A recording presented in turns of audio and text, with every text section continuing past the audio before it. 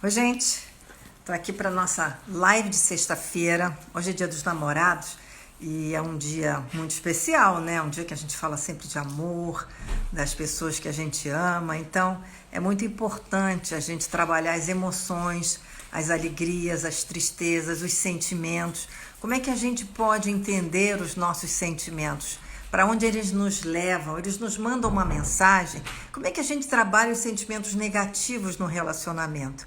Então, essas questões todas que podem nos levar a situações muito ruins, né, na nossa vida a dois, na nossa vida familiar, na nossa vida profissional, com os nossos amigos, são essas emoções que às vezes a gente não controla, né? As emoções que nos levam a lugares que a gente não gostaria de estar. Agora, será que todas as emoções são negativas ou essas emoções negativas podem nos levar a um lugar melhor? Então, é uma coisa assim bastante curiosa que eu gostei muito de ver no livro do nosso entrevistado de hoje, que é o Daniel Martins de Barros. Ele é um psiquiatra, ele é da faculdade da USP de São Paulo, né, da USP, da cátedra de medicina, né, ele é psiquiatra. Ele também é colunista do Estadão, da Band News, e escreveu um livro que me chamou muita atenção porque eu achei, além da sacada que ele teve do título do livro, né, o que ele trata no livro. Então é assim, o lado bom do lado ruim. Olha aqui, o livro dele, o lado bom do lado ruim. Será que tem um lado bom no lado ruim? Isso aqui é uma coisa assim que a gente fica... Não, não pode. Um sentimento que nos leva, que nos traz raiva, nojo, ódio. Será que isso pode reverter para alguma coisa positiva na nossa vida? Bom, a gente vai conversar com o Daniel sobre isso, porque eu acho que isso é um tema assim que é bem marcante dentro da nossa vida. Como é que a gente pode trabalhar o lado negativo? Eu estou esperando aqui, não, acho que ele ainda não entrou. Ele deve estar entrando. Mas é interessante, né? Eu acho que essa questão toda desses nossos lados, eles tem coisas muito interessantes que eu aqui escrevi do livro dele. Estou procurando, que ele ainda não entrou. O Daniel deve estar entrando daqui a pouco. Enfim, estou aqui procurando ele. Às vezes conhece assim, né, gente? Vocês sabem, né? A gente fica procurando. É, né? É sempre... Ah, o Daniel tá aqui, tá vendo? Tô esperando agora que ele vai entrar. Tá aguardando aqui, vai ser conectado agora. Oi, Daniel, Olá, como vai? Tudo tudo bem? bem? Não Tudo estava me achando aí? porque entrando as pessoas e a gente fica procurando, né? Tem uma lista ali. E é sempre, eu vou dizer uma coisa, é sempre uma expectativa. A pessoa vai entrar, não vai entrar, conseguiu, É, é o lado bom, live é é o lado assim, ruim, né? é o lado bom. É, live é assim, mas o público tá bem condescendente, viu? O público tá entendendo bem que sinal cai, que convidado não aparece. Não aparece. Ou então você procura, né? Não acha, né? Mas o que vai fazer, né? O Daniel estava falando sobre o seu livro. Muito prazer estar com você aqui. Já mostrei o seu livro, que eu estou adorando. Opa! Estou lendo ele, já praticamente terminei o livro todo, e ele traz conceitos interessantíssimos, né? Sobre esses Uhum. sentimentos negativos trazerem coisas positivas para a nossa vida. Para a gente até tentar assimilar melhor esses nossos lados, né? Porque a gente fica pensando, eu tenho que ser boa, só posso fazer tudo bem, você tem que estar ligado no bem, mas aí afloram aqueles outros sentimentos que não são tão bons assim e que a gente tenta negar e não incorporar, né? Então, eu queria que você falasse sobre isso. Vem disso mesmo, né, Márcia? Vem dessa ditadura da felicidade da qual nós somos vítimas, né? Acho que todo mundo que está assistindo sabe, assim, que parece que existe uma pressão para a gente estar bem, para a gente ser feliz, para a gente estar na melhor forma, no melhor momento, tudo lindo, tudo ótimo. Não é de hoje, né? O Fernando Pessoa já falava, né? Nunca conheci quem tivesse se dado mal, só eu que me ferro, só eu que me dou mal, né? Todo mundo que eu vejo parece que está feliz. E com as redes sociais isso aumentou, enfim, e com um marketing meio superficial de autoajuda, isso acaba sendo um fardo, né? Porque a verdade é que a gente não está feliz o tempo todo. É impossível. Tem hora que a gente impossível, impossível. Tem hora que a gente fica triste, tem hora que a gente fica com raiva, tem hora que a gente fica com medo, tem hora que a gente fica com tudo ao mesmo tempo. E aí acho que vem um pouco disso, né, dessa ideia. O grande motivo pelo qual o livro existe, na verdade, é porque eu sou do contra, assim, de personalidade.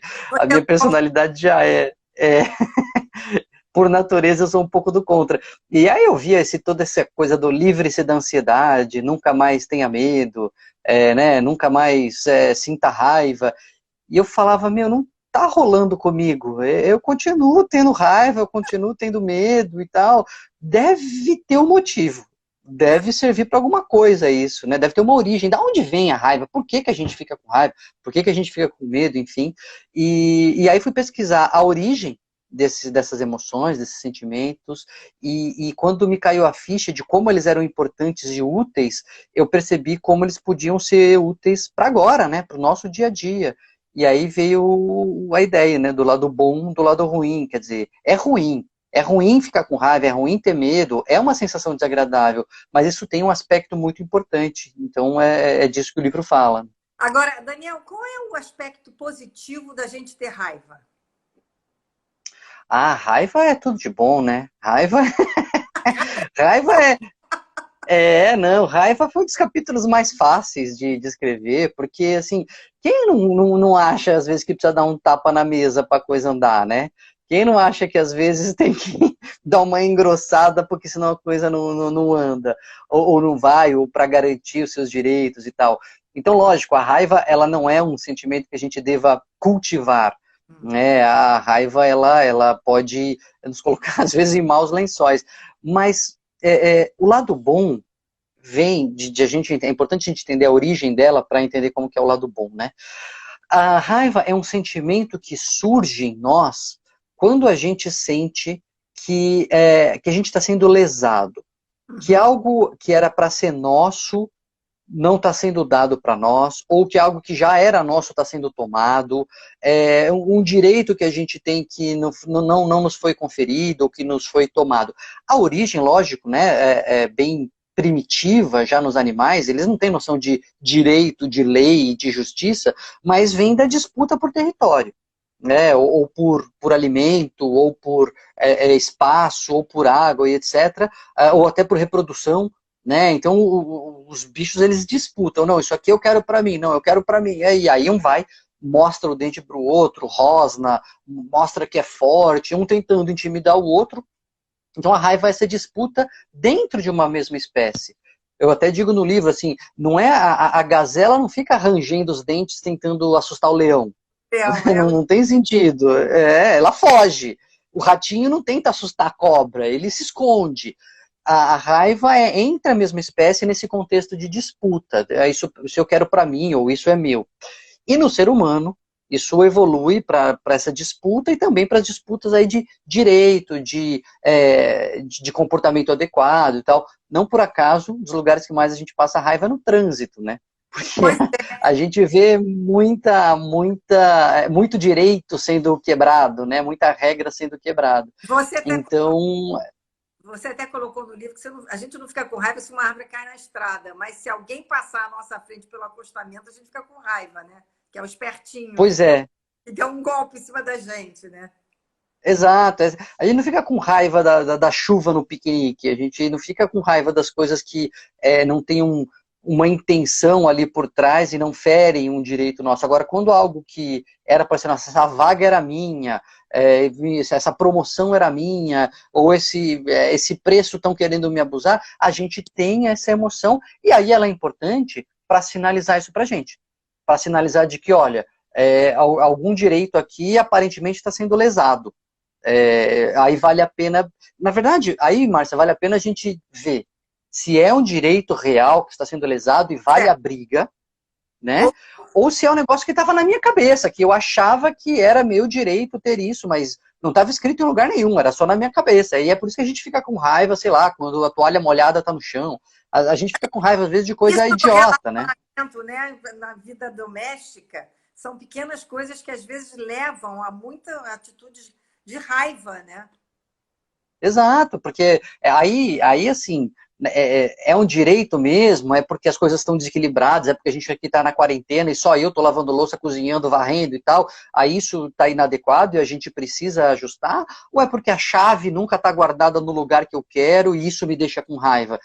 Aí, assim, aí esse direito, né, acho que está um pouco exagerado, a raiva ela também é um alerta de um certo exagero, porque às vezes a gente acha que tem muito direito e muita razão, e a vida não é assim, né? Quer dizer que a gente, quando tem assim, uma reação que é um sentimento que aflora, por exemplo, a gente falou aqui da raiva, tem nojo, né? Eu até anotei aqui os sentimentos básicos, 6 sentimentos que seriam os 6 sentimentos reconhecidos, né? A gente tem que entender que eles estão trazendo uma mensagem para a gente: amor, ódio, alegria, tristeza, desejo, admiração, segundo Descartes, não é isso? Na verdade, eu cito várias listas, né? Tem Paz várias listas rosa. de emoções básicas. A que eu adoto no livro traz 5, né? Emoções: medo, raiva, nojo, tristeza e alegria. E por que essas 5, na verdade, é porque essas estão presentes em quase todas as listas. Seja dos filósofos, dos cientistas, enfim, qualquer critério que você usa, a maioria das listas tem essas 5. É quase que um denominador comum aí das emoções básicas. E as emoções, elas são isso, elas são mensagens que a gente recebe do nosso entorno, né? Que o cérebro está detectando alguma coisa e está falando, opa, ó, presta atenção nisso. Isso é bom, faz de novo. Tenta fazer de novo. Ou isso é ruim, foge disso. Ou isso está errado, corrige. Até a abertura do livro coloca uma frase do Seinfeld, né? Que ele diz que a dor é conhecimento chegando muito rápido no cérebro. Se você dá uma topada com o dedão no pé da cama, é porque você não sabia que ela estava ali. Aí a dor te informa isso muito rapidamente, né? Então a emoção é isso. As dores que a gente sente é isso. É um conhecimento que está chegando até o nosso cérebro. Agora, quando é que a gente pode entender que, por exemplo, o nojo pode ser uma coisa positiva para a gente? De que forma esse O tipo nojo é, transforma-se numa coisa assim, do lado ruim, do lado bom? o nojo, eu acho que foi o capítulo mais legal de escrever do livro, porque primeiro não cai a ficha normalmente que é uma emoção, né? Nem sempre a gente percebe que É o uma nojo é uma emoção, mas a gente é uma reação emocional, porque ela vem com sentimento, ela vem com pensamento, ela vem com uma reação física, muitas vezes. Então, isso já é uma coisa legal, é a gente entender que o nojo é uma emoção. Mas o mais legal de tudo é a gente entender que o nojo é aprendido. Que a gente não tem nojo das coisas, a gente aprende a ter nojo das coisas. não nasce. E a gente só nasce com nojo de comida estragada, nojo de Ah, podridão, assim. Isso é como os animais, né? Aí você fala assim, não, mas sério, Daniel, mas eu vejo as coisas assim sujas, sei lá, eu vejo cocô, eu vejo um cabelo na comida, me embrulha o estômago, isso foi aprendido? Foi aprendido. Quem tem filho pequeno ou já andou com criança pequena, tem sobrinho, etc., sabe que é verdade. Né? Criança não tem nojo de nada, você tem que ensinar. Mete a mão no cocô da fralda, esfrega no rosto, pega a barata, sai correndo, põe na boca. Você sabe as anteninhas de fora, tem que fazer cuspir e tal. A criança não tem nojo. Né? E a gente vai ensinando, eca, sujo, não põe a mão, eca, feio e tal, sujeira. E aí isso vai sendo absorvido a ponto de hoje a gente ter uma reação instantânea, quase que imediata, como se fosse natural, a algo que é aprendido. Né? E por que que aprende tão fácil? E por que que isso fica tão imediato em nós? Porque é muito protetor, né? Você evita sujeira, você evita contaminação, você evita se expor a bactérias, a vírus, etc. Então isso vai sendo absorvido por nós e a gente tem, com isso, uma proteção. Lógico que o nojo no ser humano, assim como a raiva no ser humano, ela foi além do biológico, da disputa pela comida, e se tornou uma questão de direito, de justiça, etc., o nojo no ser humano, ele deixa de ser só uma proteção à contaminação biológica ali, né, do vírus, da bactéria, da sujeira, etc. E ele também começa a entrar numa proteção de uma contaminação social. Assim, não, isso é inadequado, nossa, que comportamento nojento, que atitude mais asquerosa, né? Por quê? Porque essa reação que é originalmente só biológica, ela se torna também uma reação maior. E é engraçado, Márcia, que na pandemia aqui, uma das coisas que deixou as pessoas chateadas, uma das coisas que deixou as pessoas contrariadas, foi o cancelamento de cultos religiosos, né, de eventos musicais, etc. E é muito interessante, eu já citava no livro isso antes da pandemia, que nesses eventos em que as pessoas têm uma identificação, então são da mesma religião, ou torcem para o mesmo time, ou gostam da mesma música, eles têm um maior risco de contaminação de doenças infecto-contagiosas. Por quê?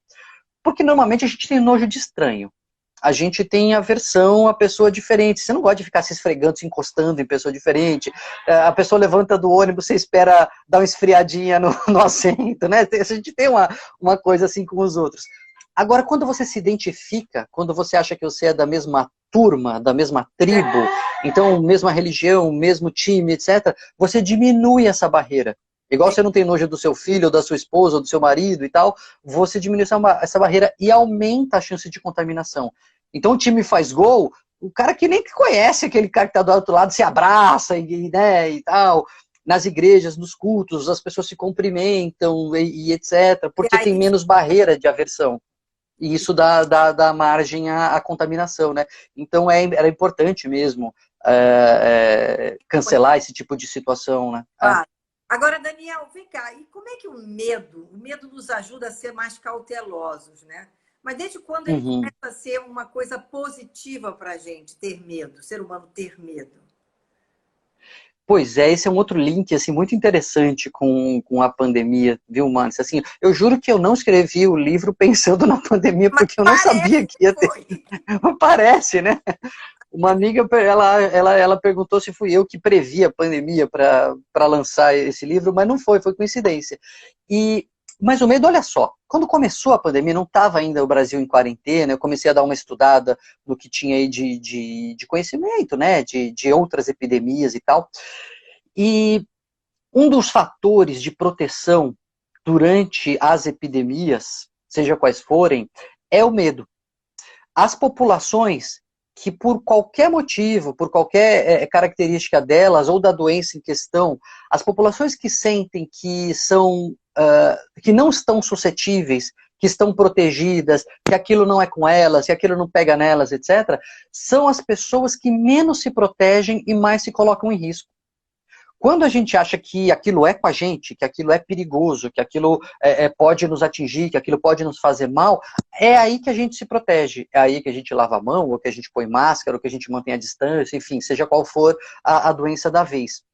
Então o medo, ele é extremamente protetor. Ele é uma emoção que coloca a gente em alerta, né? Ele sinaliza para nós, ó, tem perigo à frente aí, tem alguma ameaça. Fica atento, presta atenção, se proteja, veja o que dá para fazer para se proteger e tal. Então, até um ponto, lógico, às vezes ele pode passar do ponto, se tornar prejudicial, se tornar um pânico, né? Travar a pessoa. Mas até um ponto ele vai nos ajudar, inclusive nesse momento que a gente começa a se aproximar de flexibilização. Né? As pessoas às vezes perguntam, Daniel, mas eu vou sair, empresas às vezes me contratam para dar palestra, a gente vai voltar, mas parece que as pessoas estão com medo. Eu falo, ainda bem, é bom que estejam, porque a gente está numa pandemia. As pessoas têm que sair com cautela, com receio, porque assim elas vão lembrar de pôr máscara, assim elas vão lembrar de não ficar perto, assim elas vão lembrar de lavar a mão, de não encostar no rosto, etc. Eu tinha mania de ajustar o óculos aqui pelo meio, agora eu peguei a mania de ajustar pelo lado, assim, ó, só pela perninha aqui, Adaptar, né, porque Daniel? a gente vai se adaptando. Agora, Daniel, você escreveu uma coisa que eu achei interessantíssima também no livro, Scary House, que tem nos Estados Unidos, acho que vocês estão na Filadélfia, que é um tipo um parque, né? Uma casa assim que a pessoa entra e Uhum. fica assustador e tem um basement, quer dizer, tem um porão onde as pessoas que entram sofrem, vamos dizer, supostamente agressões e momentos aterrorizantes, e que aquilo as pessoas saem com medo, mas numa alegria danada, rindo e ao mesmo tempo com medo. É vamos dizer assim, é uma contradição dentro dos sentimentos. Você está com medo, mas está rindo. Como é que funciona isso na cabeça do ser humano? Essa é uma experiência muito interessante, assim, porque é uma casa lá mal assombrada, né, de diversão, assim, tipo uma atração turística, só que lá no porão, uma pesquisadora, que é uma psicóloga que estuda o medo, que as coisas que lhe dão mais medo e tal, não sei o quê, ela quis fazer a coisa mais aterrorizante possível. Então ela foi cientificamente estudando o que mais assustava as pessoas. Então as pessoas vão lá, elas entram em duas, mas elas são separadas para já ficar com medo da solidão. E aí vozes vêm, falam com ela e ameaçam e tal. E aquilo é pavoroso, porque assim, é um terror mesmo. Só que é num ambiente protegido. Protegido em que sentido? Você sabe que é de faz de conta. Você sabe que é brincadeirinha. E aí, é o segredo do sucesso dos filmes de terror, dos parques de diversão, de montanha-russa, e até das histórias infantis, né? Da criança que o pai larga na floresta para ela não conseguir, né? Da menina que vai e o lobo vai atrás e come a vovó dela e fica lá de plantão para comer ela e tal. Por que é o pânico, mas por que a gente gosta disso nesse ambiente protegido? Provavelmente é um meio de a gente lidar com os nossos próprios medos. E aí tem uma outra, nesse basement aí, nessa atração, foi feito um estudo, essa própria psicóloga fez um estudo com um eletroencefalograma e tal, e as pessoas, quem mais estressado estava quando entrava, nas pessoas mais estressadas quando entravam, né, que estavam mais estressadas quando começavam a brincadeira ali, eram as que mais relaxavam quando saía.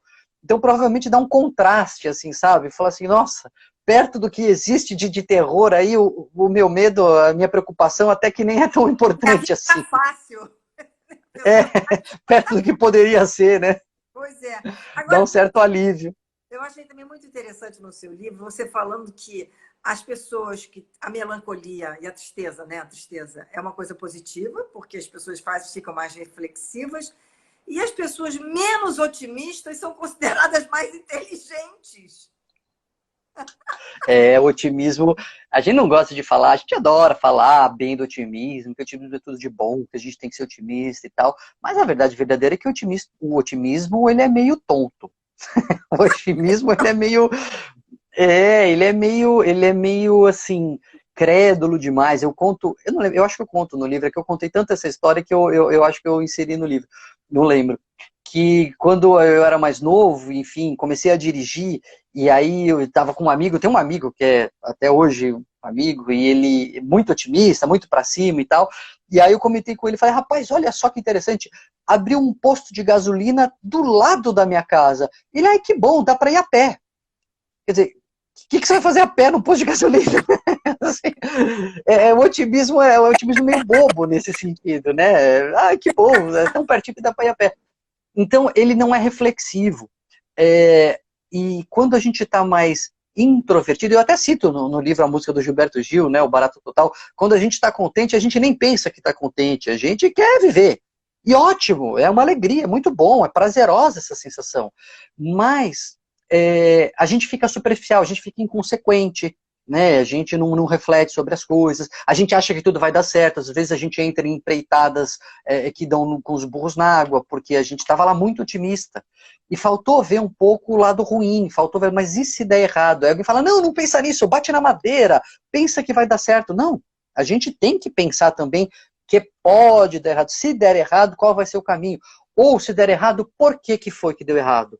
E aí tem um consultor de empresas americano que ele faz um exercício muito interessante, que é até um exercício de medo, né, um outro lado bom do medo, que ele pega as empresas, quando elas têm projetos e tal, ele faz uma reunião que é assim, vamos aqui imaginar que daqui a um ano a gente foi à falência, ou o projeto afundou, ou deu tudo errado. O que foi que aconteceu? Vamos pensar retrospectivamente. Não vamos pensar que vai dar errado lá na frente. Vamos fazer o contrário. Vamos pensar que deu errado e vamos olhar para trás e pensar o que foi que deu errado. É um jeito de tirar um pouco o otimismo excessivo, o excesso de autoconfiança e fazer as pessoas falarem, ah, não, peraí, então tem uma possível brecha aqui, tem uma ameaça a colar e etc. Só que isso é papel da emoção negativa, né? É a tristeza que faz a gente ficar mais introspectivo, reflexivo, o que deu errado, o que poderia ser diferente, etc. Então, a alegria é muito gostosa, mas ela é meio bobinha. Agora, também achei interessante que quem faz a coisa mais crítica é considerado mais inteligente do que aquele que gosta mais das coisas e não vê tantos defeitos.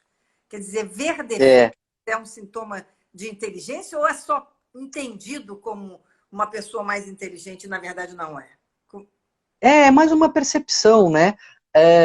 Tem uma coisa que liga a melancolia à filosofia, provavelmente por causa disso, né? Porque é a posição mais melancólica, mais tristonha, mais ensimesmada, que é associada à reflexão, que é associada à introspecção, etc. Então tem uma coisa que liga aí o mau humor, um pouco de tristeza, a essa capacidade reflexiva. A doutora Tati Barros está assistindo, é minha irmã, está lá em Portugal.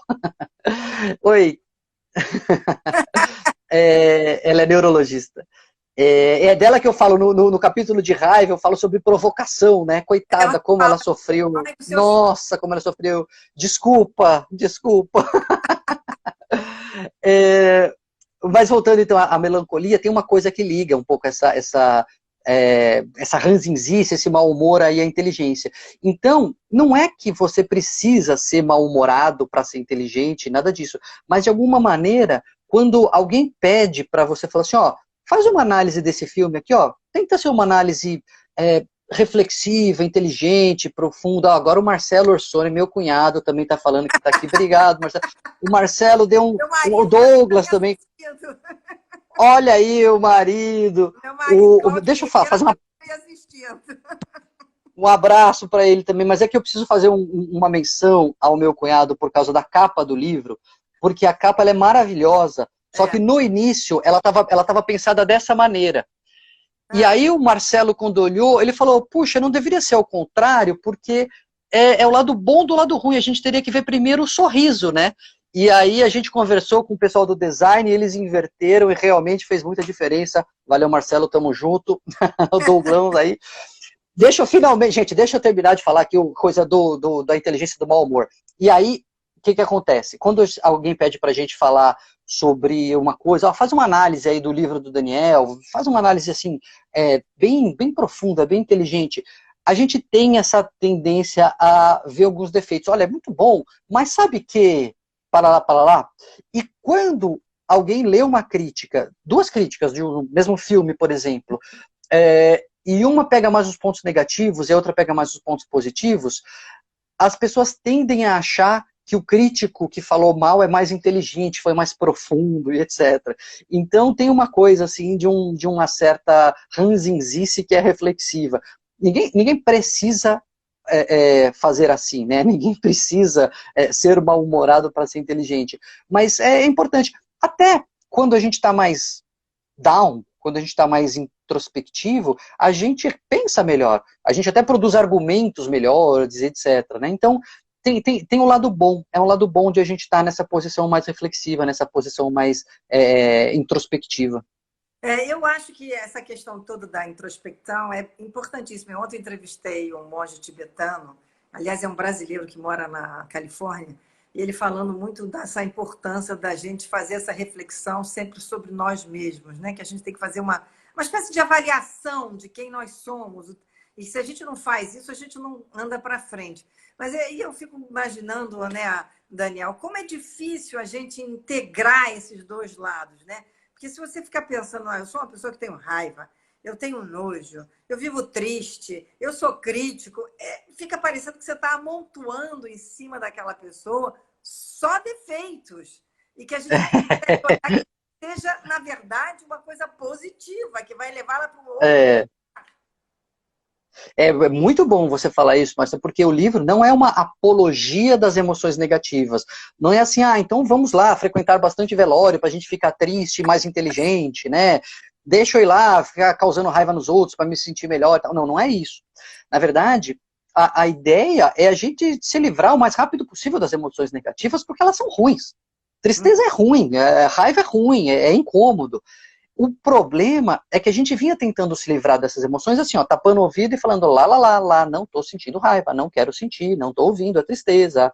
E isso não adianta. Porque se a gente está sentindo, alguma mensagem está sendo dada. E a maneira mais rápida de despachar o mensageiro é pegar a mensagem logo, ver o que ele tem para falar e falar, tá bom, entendi, pode ir. É como um alarme. Faço analogia com um alarme. Quando você está numa UTI, é cheio de alarme apitando, né? É cheio de coisa. Pi, pi, pi. Por que tem esses alarmes? Para indicar se a temperatura está caindo, se a pressão está caindo, se a frequência está ficando muito acelerada e tal, para você ir lá ver o que está acontecendo e aí resolver o problema. Se você só puxar os alarmes da tomada, você não ouve mais nada. Mas você não resolve os problemas, né? Então é isso, a gente tem que ouvir as emoções para receber a mensagem, para atuar na base, né, do que está acontecendo. Ô, Daniel, eu achei também interessante no início do seu livro que você fala que tinha um caso que até o Damásio entrou para fazer uma análise na pessoa que tinha tido um problema cerebral, que ele tinha recuperado tudo, mas ele não conseguia tomar decisões, né? Que a dificuldade de tomar decisões, e era uma dificuldade de acessar as emoções, não era uma questão de raciocínio. Então, eu achei interessante que você coloca ali que a gente decide mais pela emoção do que pelo raciocínio. Pois é, não é que é mais do que mais um do que o Sim, outro, mas é que eles são integrados, né? São importantes, porque a gente tem uma exaltação da racionalidade, né? A gente fala, olha, temos que ser racionais, vamos decidir aqui racionalmente. Então, tire as emoções do quadro e decida racionalmente. E fica claro que isso não é possível e nem interessante, nem bom. nem Eu acontece. cito os personagens. Nem acontece. Eu cito os personagens que são pura razão e mostro como eles são estranhos, como eles são assim, eles se dão mal. Por exemplo, o Sheldon Cooper do The Big Bang Theory, o próprio Sherlock, né, ou o Spock. Esses personagens que são pura razão, eles ficam meio não se equilibram um pouco, né? Eles ficam meio deslocados nas interações, porque só a razão, a pura racionalidade, ela não serve também para a gente. E aí esse paciente, é um caso real, não é um personagem, o médico falava assim, bom, então vamos lá, a gente precisa se ver semana que vem, eu tenho horário aqui quinta de manhã e quarta à tarde, qual que você prefere? E ele não preferia nada, e ele não conseguia decidir, porque racionalmente tanto fazia um ou outro, e ele não conseguia decidir, porque ele não tinha uma preferência, não tinha um componente emocional na sua decisão.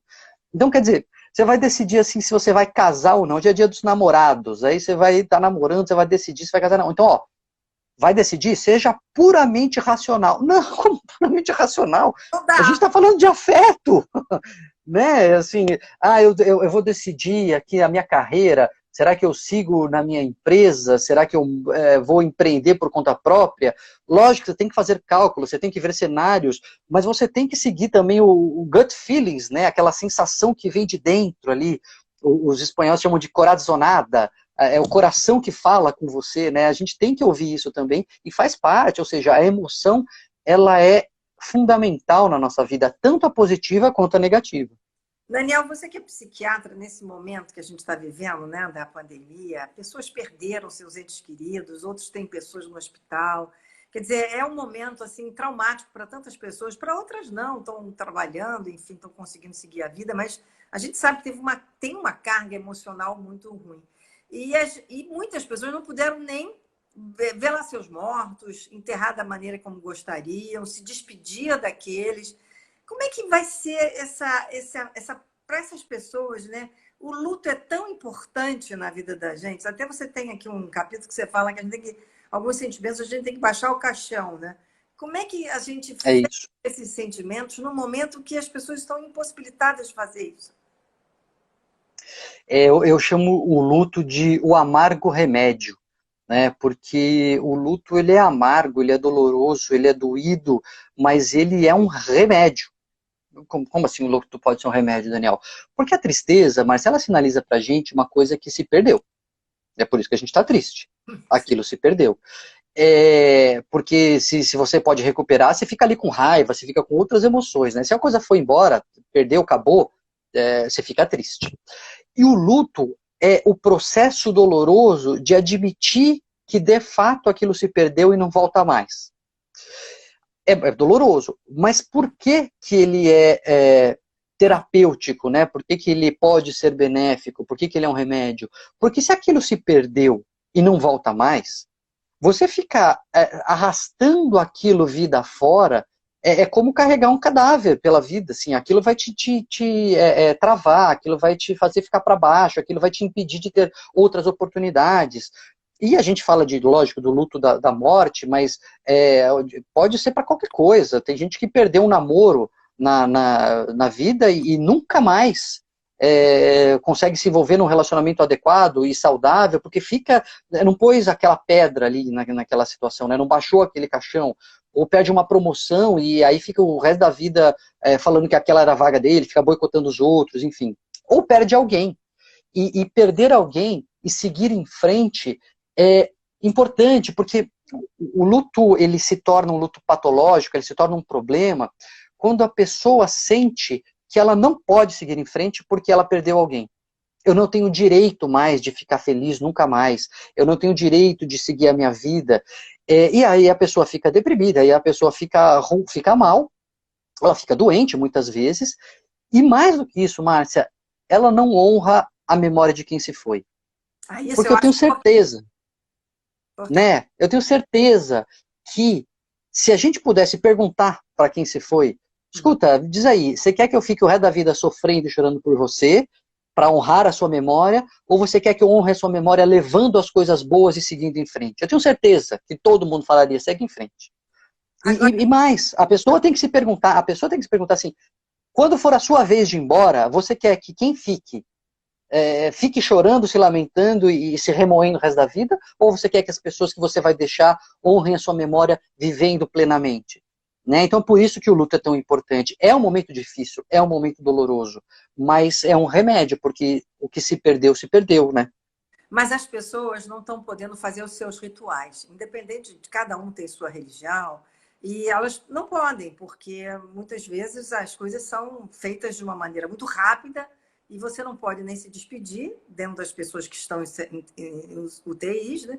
E aqueles que morrem também às vezes não conseguem se aproximar dos seus entes queridos. Então, como é que a pessoa tem que trabalhar isso, né, Daniel?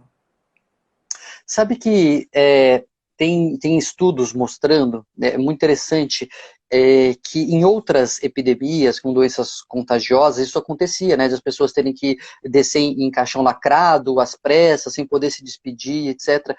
E uma das coisas que se mostrou eficaz, que se mostrou útil na elaboração desse luto, foi colocar fotografia.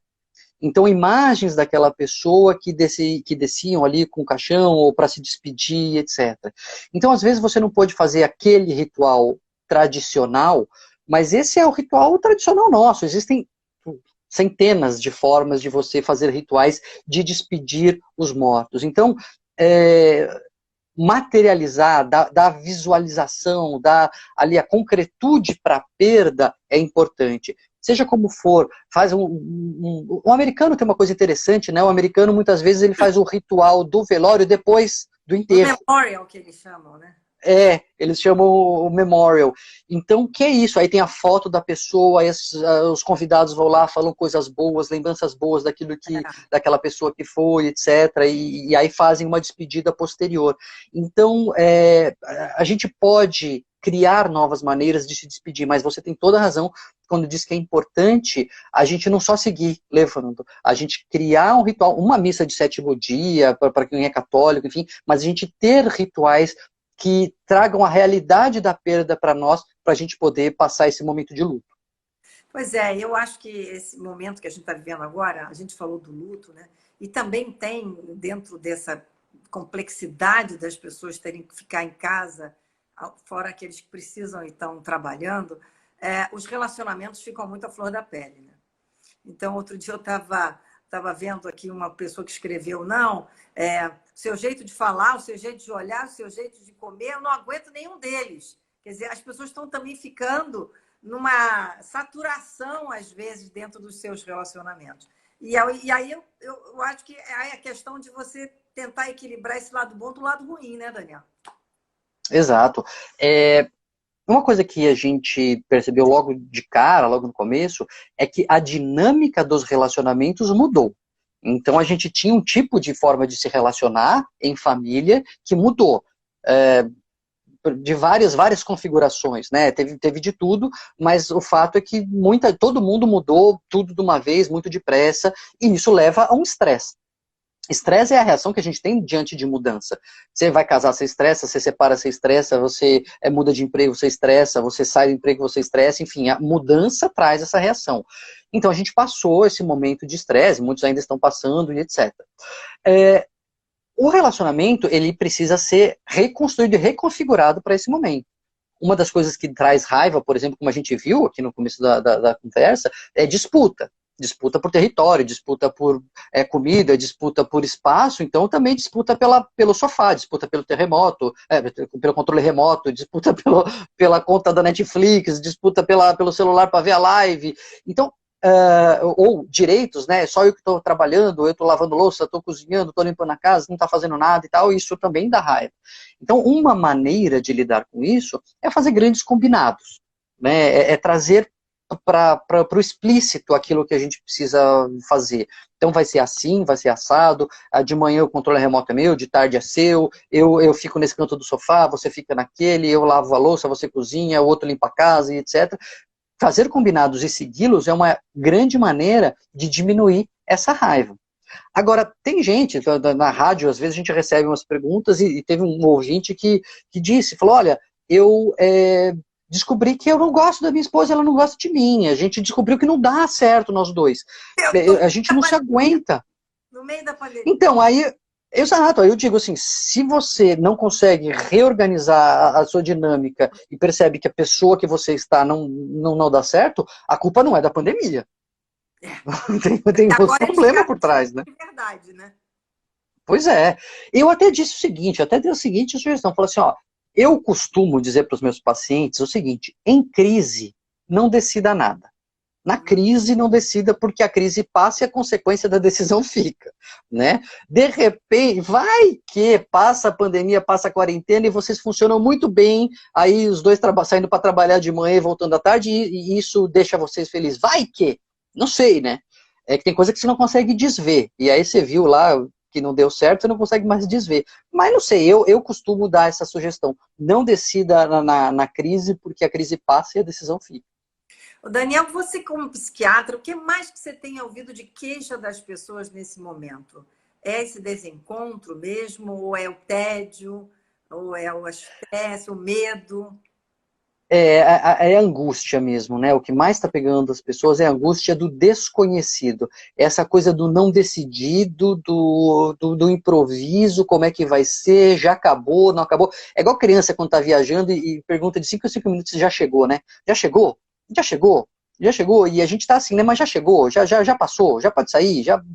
Porque essa indecisão, e aí, quando sair, vai ter emprego, não vai ter emprego, a economia vai se recuperar, não vai se recuperar, o dólar vai subir, o dólar vai cair. Toda essa incerteza, ela é muito angustiante para o cérebro. O cérebro, ele busca certeza, ele busca o padrão, né? Ele busca montar ali o quebra-cabeça. E quando fica faltando peça, fica aflitivo, né? A pessoa fica com faniquito, querendo colocar aquelas peças ali que estão faltando. Então é hora de a gente falar para o cérebro isso, falar, ó, cérebro, vai ter peça faltando aqui. Vai ter coisa que a gente não vai dar fechamento agora, e para de procurar fechar, para de procurar sentido, porque daqui a pouco a gente está acreditando em teoria da conspiração, aí porque a única coisa que dá sentido para tudo é teoria de conspiração, né? Pois é, a cabeça da gente fica a 1000 por hora, né? Eu fico imaginando, cada um na sua casa, e ainda tem as pessoas que estão com as suas famílias, outros que estão com seus companheiros ou companheiras, mas tem aquelas pessoas que estão sozinhas, né, Daniel? Estão solitárias. Muita gente sozinha. Nós aqui, um amigo também que está sozinho, está triste, tem outra que está triste. As pessoas ficam dentro de uma solidão, dificilmente elas ficam se sentindo apoiadas, ainda tem o medo de estar sozinha, não é só pela situação toda, de se ficar doente. O que vai acontecer? O que você fala para essas pessoas que estão na solidão? Eu costumo dizer que a solidão não é um estado físico. A solidão é um estado de alma. Então, você pode estar sozinho em casa, sem poder encostar em ninguém, e não estar solitário. Lógico que é ruim, não estou falando que é gostoso, né? Assim, você tinha abraçava sua mãe todo dia, ou sei lá, de quando em vez, e agora tem que ficar, não pode encostar mais em ninguém e tal. Eu não estou dizendo que é agradável, mas isso não é a solidão mesmo. A solidão não é a ausência de contato físico, a solidão é a ausência de conexão. É você sentir que você está desplugado de todo mundo, que você está solto. Então você não tem com quem contar, você não tem com quem se ligar. E quando você tem com quem se ligar, quando você sabe que você pode mandar aquela mensagem de madrugada para alguém, quando você sabe que se precisar alguém vai botar máscara e vai te ajudar e etc., você não está solitário. Né? Você pode estar sozinho, você pode estar chateado aí de não estar comendo uma pipoca com alguém do lado, mas você sabe que solitário de fato você não está. Por isso que eu tenho enaltecido aqui as redes sociais, né, as redes de troca de mensagem, etc. A gente falava tão mal delas, né, é a vingança das redes sociais, porque agora é o que a gente tem de melhor para se manter conectado, e olha, é um bom quebra-galho, viu, não é assim, a melhor coisa dos mundos. Eu até fiz um vídeo no YouTube mostrando, explicando as dificuldades dessa comunicação virtual, mas é um excelente quebra-galho e serve muito bem para esse propósito, para esses nossos tempos. Aliás, Daniel, você tocou um negócio interessante, porque as redes sociais vendiam, entre aspas, né, uma realidade muito perfeita, né? Todo mundo bonito, sarado, com roupas lindas, viajando, comendo em super restaurantes, e agora todo mundo dentro de casa, né? As pessoas tiveram que mudar o seu patamar de vida, né? As pessoas tiveram que viver a sua realidade ali. Não dá mais para postar isso. Tem muita gente que fica postando foto do passado, aí tem aquelas manias de TBT, bota um monte de foto para lembrar do passado, mas o passado está lá atrás, né? O passado não está aqui. A gente tem que viver aqui, cidade, né? E o futuro a gente não sabe o que vai voltar, o que não vai voltar. Tem gente que diz, o ser humano repete tudo e ainda vai voltar igualzinho era antes. Eu não sei. Eu acho que essa parada serviu para muita gente fazer uma reflexão, e algumas pessoas que eu converso dizem que querem uma vida diferente. Qual é a sua avaliação? Eu acho que pessoas vão mudar. Eu acho que pessoas vão ter uma experiência de vida diferente e vão mudar. Mas eu sou um pouco pessimista no sentido de que lição de vida não muda o mundo. Né? Então, pessoas vão mudar, pessoas vão dar mais valor para os outros, etc. Mas o mundo, como nós o conhecemos, ele continua. Eu acho que, a não ser que a gente aproveite essa pandemia para mudar algumas estruturas. Por exemplo, eu costumo dizer, Márcia, e lá desde março me caiu essa ficha, que a pandemia ela não causa problemas. A pandemia revela os problemas que a gente não gostava de olhar. Né? Então, por exemplo, agora assim, cancelou o Enem. Mas por que cancelou o Enem? Porque é óbvio, era injusto esse Enem. Os alunos de escola pública não tiveram a mesma condição dos alunos de escola particular de estudar. Porque antes tinha. Percebe? Assim, a pandemia revela a coisa. Outra pesquisa que eu achei maravilhosa. As cientistas mulheres, elas, nesses 3 meses, não conseguiram publicar as suas pesquisas, não conseguiram continuar suas pesquisas. Os cientistas homens conseguiram. Nossa, tem diferença de gênero! Nunca pensei que a sobrecarga ficasse para a mulher, conciliar a carreira com trabalho, né? Quer dizer, revela problema. A pandemia, ela lança um holofote, a gente não consegue mais desver, né? Como a gente estava falando. A gente vai aproveitar isso para falar, putz, então isso aqui não dá para continuar desse jeito. Essa discrepância entre as pessoas não pode continuar. A gente tem que trabalhar para melhorar isso. Essa diferença de gênero não pode mais continuar. A gente tem que dividir melhor. Isso é uma coisa que eu acharia maravilhosa. A gente precisa dividir melhor as funções domésticas. Acabou essa história de, eu sou um bom homem porque eu ajudo. Ajudar implica que a obrigação é de um e o outro só ajuda. Não, a gente divide. Será que a gente vai aprender essa lição? Professor, hoje eu vi um post de um cara dizendo que ele vai, quando voltar à escola, ele vai fazer uma loucura de amor, assim, vai chegar na escola com um carro, agradecer das professoras, coração, eu amo vocês, professoras, como vocês são importantes, eu não sabia e tal. Bom, a gente vai pagar... a gente vai pagar mais para os professores, a gente vai revalorizar essa profissão tão importante. Então, assim, se a gente não fizer a mudança, se a gente não mudar a estrutura, o mundo... Desculpa, eu te atropelei, mas eu digo, pelo menos um tratamento na sala de aula entre alunos e É, professores, que haja um reconhecimento maior dos alunos para a figura do professor, né? Que tem sofrido pois tanto é. nas aulas, né? Exato, exatamente. Então, assim, mas a gente vai mudar isso estruturalmente, a gente vai criar estruturas sociais que tornem permanente esse aprendizado que a gente teve, porque senão o aprendizado se perde em menos de em meses. Em meses. Quando a gente não estiver mais passando álcool gel, a gente já não está mais valorizando o professor também. Mas você viu, o Daniel, que saiu uma pesquisa no New York Times de infectologistas americanos, 511, dizendo o que eles vão fazer daqui para frente, o que mudou na vida deles. Me impactou muito. Hum, Eles dizendo, eles reconhecendo que a vida deles só vai mudar, e da grande maioria acreditando, daqui a um ano.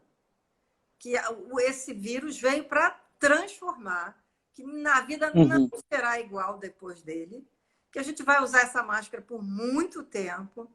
Então, que houve uma mudança que a gente vai ter que se adaptar. Não sei. Não, isso eu acredito. Isso eu acredito. Assim, eu acredito que é, vai voltar, as coisas vão voltando, mas vão voltando assim, todo mundo mais distante. Já acabou essa história de beijinho, beijinho. No São Paulo é um, Rio é dois, Minas é três. Acabou essa história, né? Isso eu acho que isso eu não arrisco dizer se mudou para sempre. Eu tenho certeza que mudou por enquanto. Cumprimento e tal, o oi vai ser mais uma coisa mais escandinava, assim, né? Uma coisa mais alemã, um Ou pouco mais, né? a gente faz assim. Né? Uma coisa mais assim, distanciada. As lojas, os espaços físicos coletivos, eu acho que também vão passar por uma transformação, mas eu não chuto se é uma transformação definitiva ou não, porque pode ser uma coisa que seja incorporada na cultura, mas se rapidamente não, mas enfim, provavelmente para ano que vem tem vacina já, e aí depois que as pessoas forem vacinadas, se for eficaz, etc., eu não sei o quanto tempo isso dura. A gente tem que ter uma esperança, né? Tem que ser otimista, olha aí. Tem que ser... Não, mas veja, eu acho que independente da pandemia, tem uma coisa que eu preciso deixar claro aqui. Eu acho, não, eu sei que o mundo caminha para frente.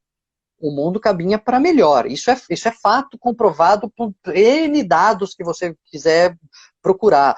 Longevidade, mortalidade infantil, taxa de analfabetização, taxa de pobreza, cobertura vacinal, segurança alimentar. O mundo caminha para frente.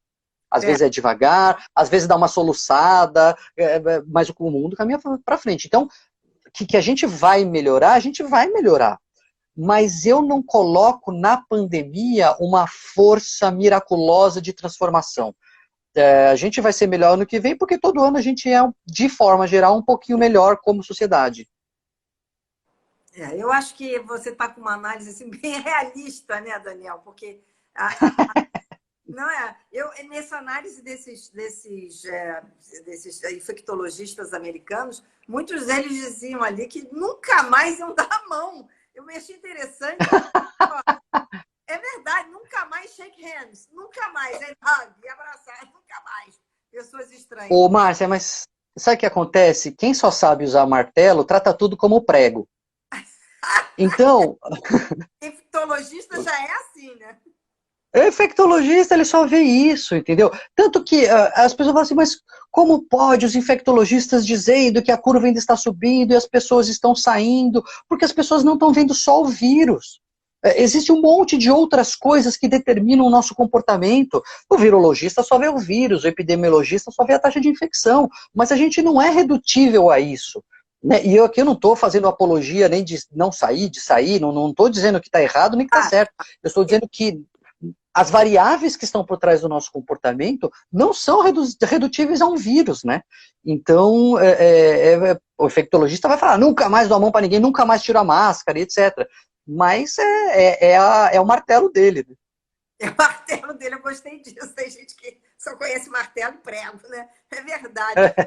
Tem assim, a pergunta chegava ao nível assim, quando é que você vai tirar quer dizer, as cartas do negócio do correio? Aí você diz assim, daqui a 3 meses, daqui a um ano eu vou tirar as cartas do correio. Eu falei, nossa, realmente. é uma coisa que a gente fica assim, meu Deus, como é que a vida vai continuar? A vida tem que continuar, né, Daniel? Então, Márcio, eu estava pensando sobre a AIDS, né? Eu era molequinho, assim, quando começou a pandemia. Eu tenho algumas lembranças, mas e aí a gente vê documentário, conversa com colegas médicos que já estavam na lida aí. Na AIDS, os caras fechavam as saunas gays, fechava tudo, porque né, não sabia o que estava acontecendo. Quando tinha um paciente infectado, o médico ele parecia um astronauta para chegar perto, não podia encostar e tal. Se você perguntasse com um infectologista naquela época, no começo da pandemia da AIDS, ele ia falar a mesma coisa. Não, o mundo nunca mais vai ser o mesmo, a gente não vai poder mais se encostar e etc. E hoje nem camisinha mais o povo está querendo usar. Quer dizer, a gente mudou, a gente passou por uma geração que ficou marcada pelo comportamento sexual modificado pela AIDS e está voltando tudo atrás. Quer dizer, se tem uma coisa que a história ensina, é que a história não ensina nada. A história não ensina nada, né? Bom, a gente sabe também que com relação à AIDS tem o coquetel, né? Tem um remédio que combate, né? Tem um remédio que deu a sobrevida às pessoas contaminadas. O problema desse vírus é que ainda a gente não tem nada, né? A gente ainda tem Mas vai ter, é fato que vai ter, assim, não tem, a gente não tem nada, tá? Não tem cloroquina, não tem tubaína, não tem alho, não tem nada que a gente que cravou ali, ó, mostrou que é eficaz. Mas é uma questão de tempo, a virologia está aí, ela vai encontrar alguma situação. Talvez não encontre cura, realmente tem vírus que a gente até hoje não sabe como curar e como. todo ano não tem vacina para vírus do resfriado. Mas vacina é inevitável, vacina vai acontecer. Então, e aí?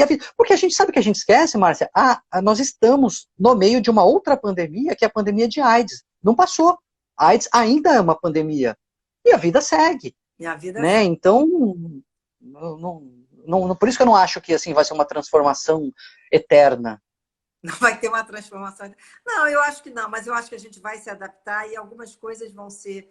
Por exemplo, né, a gente sabe que o home office veio para ficar em muitos Veio casos. para ficar. Então, há Verdade, concordo. mudança estrutural na família. Se as pessoas saem para trabalhar agora vão ficar dentro de casa, vai trazer uma modificação ali no dia Perfeito. familiar, Concordo. não é? Concordo. E vai ter A própria telemedicina. uma escolha de moradia também, onde é que a pessoa vai querer morar, já que ela vai trabalhar em casa. Se ela não precisa mais Exato. de trabalho, ela pode ir para morar mais longe. Eu acho que vai ter uma transformação urbana, então doméstica, urbana, profissional. Isso, eu acho que a gente vai ver modificações. Esse é um bom ponto, isso eu concordo. Mas, de novo, daí é uma mudança estrutural, né? E mais uma coisa que a pandemia acelerou, né? A gente vinha num movimento de as empresas dando mais home office, só que aí tinha uma resistência, será que pode, será que não pode, será que funciona, será que não? A medicina, no Brasil, tinha muita resistência com relação à telemedicina, ela já é realidade em diversos países do mundo, mas no Brasil os conselhos ficavam reticentes, não pode, não sei o quê. A pandemia falou, dane-se, agora vai ter telemedicina. Eu hoje atendo à distância, prescrevo, faço receita, o paciente recebe a receita por WhatsApp, assinada eletronicamente. Isso veio para ficar. Isso não volta mais atrás. Uma coisa não substitui a outra. As tecnologias, elas não se substituem, né? Elas se somam, muitas vezes. A TV não matou o cinema Nós e vamos assim por diante. acabar, Daniel. Estou vendo que tem 1 minuto e meio. Ah, tá bom. Tem que avisar. A gente se empolgou, né? E ficou falando muito. Não, foi muito bom, sabe? A gente tem que voltar com outra entrevista. Depois vamos fazer mais Legal. uma, tá? Porque eu adorei a nossa entrevista, Daniel. Que Viu? bom, que bom. Também gostei. Fico à disposição. Agradeço o convite. E feliz Dia dos Namorados para quem tem. E feliz sexta-feira para quem não tem. Vamos em frente porque vai passar. Vai passar, né, Daniel? Olha, muito obrigada. Adorei seu livro, recomendo, Lado Bom do Lado Ruim. Muito revelador. Achei um livro da gente se entender como pessoa muito interessante. Adorei, viu? Obrigada. Legal. E a gente volta um outro dia, tá bom? Combinados. Um beijo grande. Beijo. Tchau, tchau. Tchau para todo mundo. Gente, vou desligar porque você sabe, a gente já vai cair, porque sempre corta. E um beijo para vocês. Segunda-feira estou de volta, Kiki Moretti, Impress, vamos falar de reputação, propósito das empresas e das pessoas na pandemia. Como é que você quer ser lembrado depois que isso tudo passar? Qual a imagem que você quer passar? Super executiva, uma mulher interessantíssima, vai estar com a gente aqui na segunda-feira, tá bom? Um beijo para vocês e até mais.